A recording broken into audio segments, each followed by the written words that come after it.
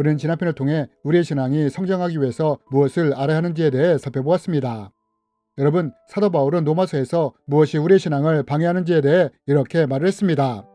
우리의 속사람은 하나님의 법을 따르기 원하지만 지체인 육체는 죄의 법으로 우리를 사로잡으려 한다고 말입니다. 여러분, 언제 우리의 신앙이 식어지거나 냉랭해지거나 형식적으로 되기 쉬우냐? 우리의 육체의 소욕, 죄의 법이 우리를 서서히 사로잡기 시작할 때 하나님의 법을 따르는 우리의 신앙이 점점 식어질 수 있다는 것입니다. 왜냐하면 육체의 소욕은 성령을 거스르고 성령은 육체를 거스르기 때문입니다. 즉 우리 안에서 육체의 소욕이나 죄의 법이 커질 때 성령의 통치력은 약해지고 반대로 성령의 통치력이 커질 때는 육체의 영향력이 작아지기 때문입니다. 그래서 만약 육체의 소욕이나 죄의 법이 우리를 사로잡기 시작한다면 이로 인해 우리 안에 성령의 통치력이 작아지게 되므로 우리의 신앙이 식어지게 되는 것입니다. 때로는 냉랭해지고 형식적으로 될 수도 있다는 것입니다. 이것이 바로 우리가 알아야 하는 신앙의 원리인 것입니다. 그렇다면 여러분, 우리가 이런 것을 알았다면 그리고 우리가 신앙을 성장시키기 원한다면 이때 우리는 어떻게 해야 할까요? 이럴 때는 사도 바울의 말처럼 우리의 육체의 영향력, 즉 죄의 법과 육체의 소욕이 우리 안에서 작아지도록 만들면 되는 것입니다.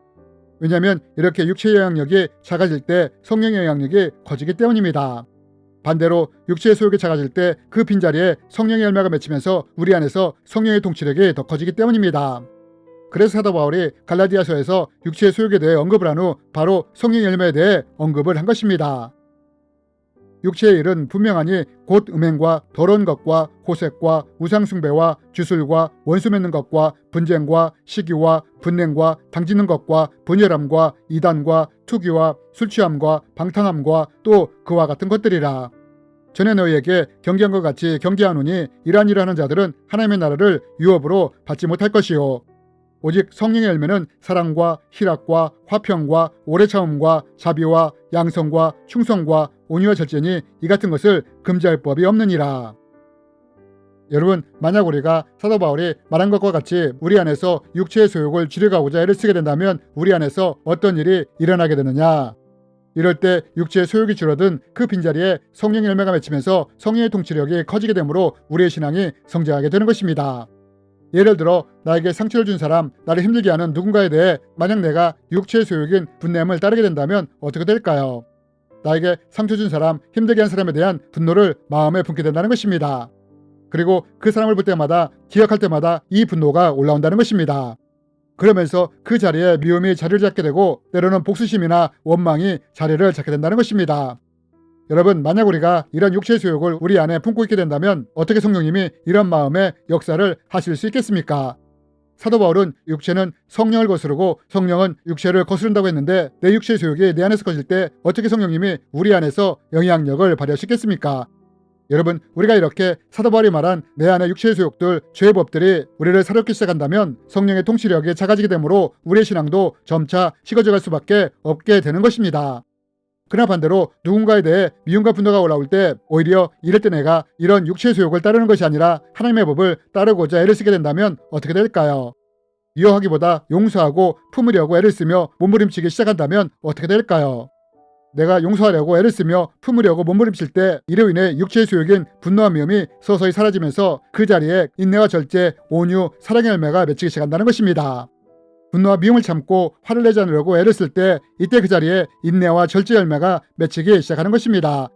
그리고 이렇게 애를 쓰며 우리 안에서 분노와 미움이 사라지도록 애를 쓰게 된다면 그 빈자리에 온유의 열매가 맺히게 되는 것입니다.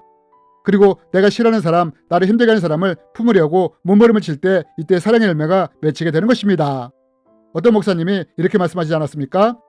만약 우리가 사랑의 열매를 달라고 하나님께 기도한다면 하나님은 오히려 내가 사랑하기 힘든 사람, 나와 맞지 않는 사람을 붙여준다고 말입니다. 그리고 우리가 사랑하기 쉽지 않은 사람을 품으려고 애를 쓸 때 이때 사랑의 열매가 맺히게 된다고 말입니다. 여러분, 사도 바울이 말하는 신앙의 성장 원리는 명확하고 간단합니다. 우리 안에 육체의 소욕이 커지면 성령의 통치력은 작아지게 되고 반대로 우리가 육체의 소욕과 싸우며 이러한 것을 우리 안에서 작아지게 만들어간다면 이때 성령의 통치력과 열매가 맺히면서 우리의 신앙이 성장하게 된다고 말을 합니다. 그렇다면 여러분, 만약 우리가 이러한 신앙의 성장 원리를 알았다면 우리의 신앙을 성장시키기 위해 현실에서는 어떻게 이러한 것들을 적용해 나가야 할까요? 여러분, 우리가 삶을 살아가다 보면 분명하게 말씀과 육체의 소욕, 세상이 충돌하거나 갈등하는 일을 만나게 됩니다. 이때 내가 육체의 소욕, 세상의 것, 죄의 법을 선택하느냐 아니면 하나님의 법인 말씀을 선택하며 결단하며 나가느냐에 따라 우리의 신앙이 성장할 수도 정체할 수도 퇴보할 수도 있다는 것입니다. 뭐 좋은 게 좋은 거잖아. 괜히 타협하지 않으려다 손해볼 필요는 없잖아. 나만 일어나 다 이렇게 하잖아. 그래 이번 한 번만이다 하면서 육체의 소욕, 세상의 것, 죄의 법을 따라가게 된다면 이런 사람의 신앙은 결단코 성장할 수가 없게 되는 것입니다. 반대로 이때 우리가 요셉처럼 다니엘처럼 하나님의 법을 선택하며 결단하며 나가게 된다면 어떻게 되느냐. 요셉이 주인인 보디발의 부인이 성적으로 유혹을 했을 때 그 순간 어떻게 했습니까? 좋은 게 좋은 거잖아. 괜히 주인마님 명령을 어겼다가 피해볼 필요는 없잖아. 그래 이번 한 번만이다 라고 하면서 육체의 소욕, 죄의 법과 타협했습니까? 오히려 정반대로 이렇게 했다는 것입니다. 그런즉 내가 어찌 이 큰 악을 행하여 하나님께 죄를 지으리이까? 또 다니엘은 어떻게 했습니까? 다니엘도 뜻을 정하여 세상의 것으로부터 자기를 더럽히지 않겠다고 작정을 하지 않습니까? 다니엘은 뜻을 정하여 왕의 음식과 그가 마시는 포도주로 자기를 더럽히지 아니하리라 하고. 여러분 어느 때 우리의 신앙이 성장하게 될까요? 아니면 정체되거나 퇴보하게 될까요? 하나님의 법인 말씀이 육체의 수욕이나 세상적인 것, 죄와 충돌하게 될 때 이때 내가 무엇을 선택하며 결단하며 나가느냐가 우리의 신앙이 성장하느냐, 정체하느냐, 퇴보하느냐를 가르게 된다는 것입니다.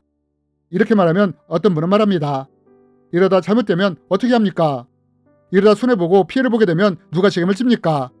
여러분 어쩌면 이래서 많은 분들이 말씀과 육체의 소욕, 세상이 충돌할 때 세상의 것들을 택하는지 모르겠습니다.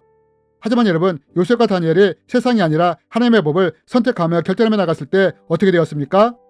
잠시 어려움은 있었지만 결국 하나님이 이들을 도와 높이 세우시지 않았습니까?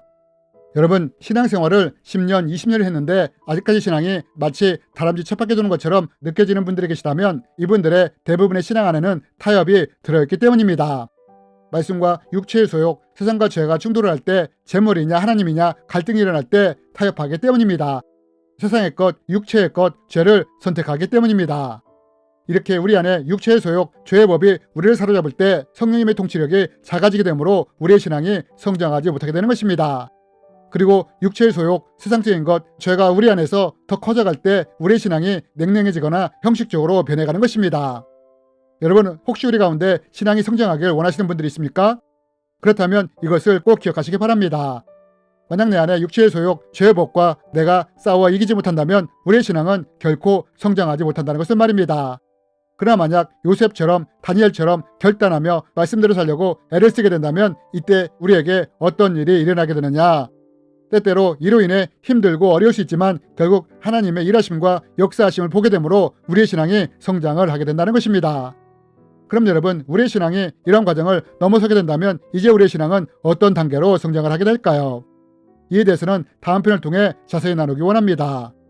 주님의 이름으로 여러분을 축복합니다.